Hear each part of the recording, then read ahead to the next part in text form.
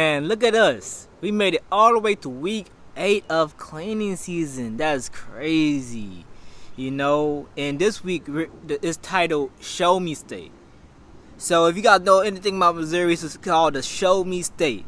And today, every day, a lot of days, we are all Missouris. And I mean that by saying, whether you know it or not, we want things to be shown to us, right? Sometimes before we even move to it, we're like, man, I don't know about this. I don't know where this is going, and we want the evidence. We want to be able to see it. So, a lot of times we will not move until the next thing is shown to us. However, it is different with God. And this verse I'm about to read is from Hebrews 11, verse 1 to 2. And it's from the Message reading. The Message translation. So it says, the foundational fact of evidence is that this trust in God, this faith, is the firm foundation under everything that makes life worth living. It's our handle on what we can't see.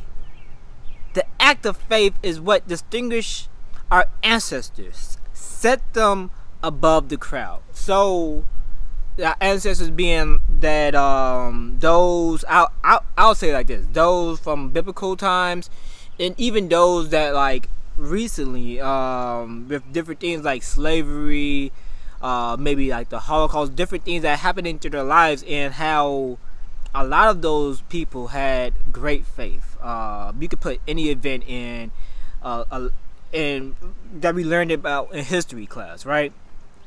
And a lot of them had that great faith. They knew it was something more. Even before they moved to it, right? Like starting out different businesses, being entrepreneurs.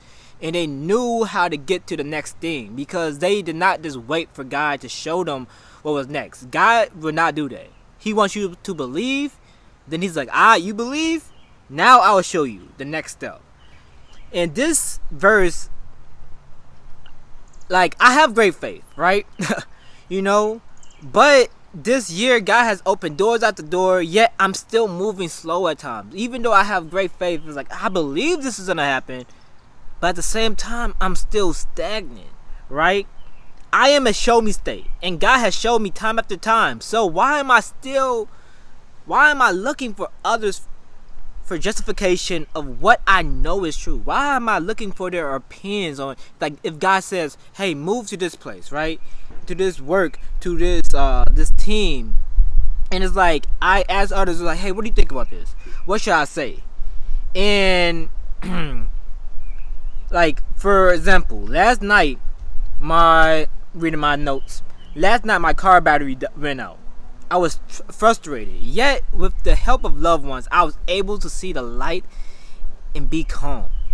I have been reading about Joseph and how, he had more than just car problems. His brothers turned on him, and when you read about him, you'll see how God had his hand on his life, and how he repays evil with an overflow of livestock, land, food, and love. And for Joseph, man, imagine that. His faith had to be strong. Man, what's next?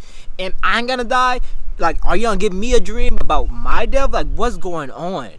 Right? So today, this cleaning season day, go to God. Ask him to show you and then act. When you go to others, and seek their opinions on what you should or should not do, you will be stagnant. Right? Because a lot of times they'll be like, hey, this is what you should do. Or if you try to leave somewhere and it's like, man, it's time for me to go, and then they'll say their opinions hey, I don't know if you should do this. You're gonna be leaving this behind and this behind, and then now that's in your mind and you're thinking about that. It's like, man, if I do this, I'm gonna hurt these people's feelings. And then, but at the same time, it's like, man, God wants me to go to this new place, right? And we have to be able to be smart in those decisions, discern it, and know hey, if you prayed about it and God is this is the right path, why are we going to other people? We can go to them in prayer, and actually it's good to go to other people, to be honest, but the way to go to them is you will pray about it, and it's hey, this is the decision I'm going to make. pray with me. And then if they be like, hey, like this is no, pray with me. Like I don't care. Like your opinion is cool, but like I made a decision. I need you to be with me. I need you to help me be accountable in this decision. If you're not, then why are you here? Right? And vice versa. Like why am I in your life if I'm just showing you my opinions? I need to align what I'm thinking with the Bible. And if I know the Bible and if I know God, like I know where He's leading you. Like, you know what I'm saying? Like walking in community, walking with your family, your friends, right? So nobody is gonna hold me back anymore, right? And that's how I want you guys to think of it. So let's say that out loud. Nobody's gonna hold me back anymore.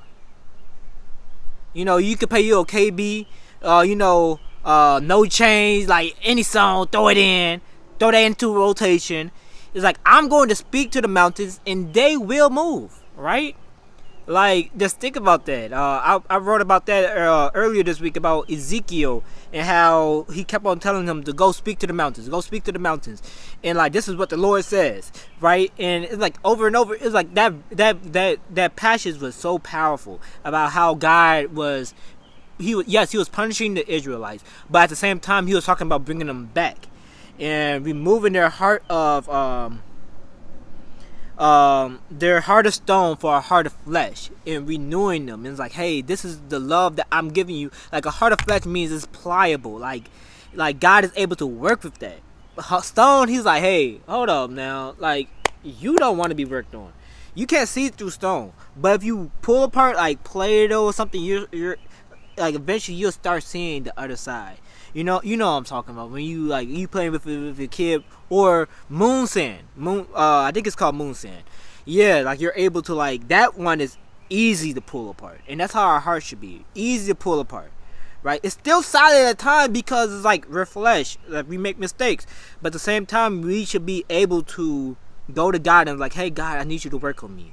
So let's speak to these mountains, let's move them, man. Forget about the people's opinions, right? And move on what God is telling us to do. To show me God as I live in faith. And then show me the next thing. And I'm ready to go. So I hope you guys have a great weekend. Hope this message blesses somebody. Pass it along. You already know. Subscribe. And next week, hey, I don't know what I'm going to talk about yet. But we coming back. And like always, peace. And I love y'all.